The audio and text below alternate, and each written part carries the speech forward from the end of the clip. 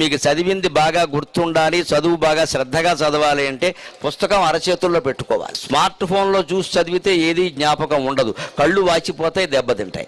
అచ్చు పుస్తకంలో చూసి చదివితే కొంత గుర్తుంటుంది. అంతకంటే కూడా గొప్పది మీరు గుర్తుంచుకోవాలి, పరీక్షల్లో వస్తుంది ముఖ్యమనే విషయాన్ని మీ చేతి దస్తూరితో మీరు వేరే నోట్స్లో రాసుకోవాలి.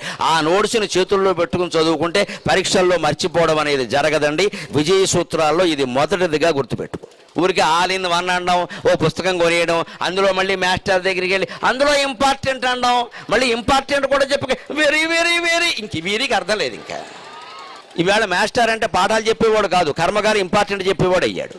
అంటే మాస్టర్ జాతకాలు చెప్పేవాడు కింద తయారయ్యాడు. ఇక్కడ పాఠం చెప్పేవాడు మాస్టర్ కాదు, ఇంపార్టెంట్ చెప్పాలి. మాస్టర్ ఇంపార్టెంట్ చెప్పడం మాస్టర్ పని అండి. ఆలోచించండి, పుస్తకంలో ఇంపార్టెంట్ కానిది ఉంటుందా? ప్రపంచంలో అనేక విషయాలు ఉంటే మన పాఠం కింద కొన్ని విషయాలు పెట్టారంటే ఇంపార్టెంట్ కాబట్టే కదా. పుస్తకం అంతా ఇంపార్టెంటే.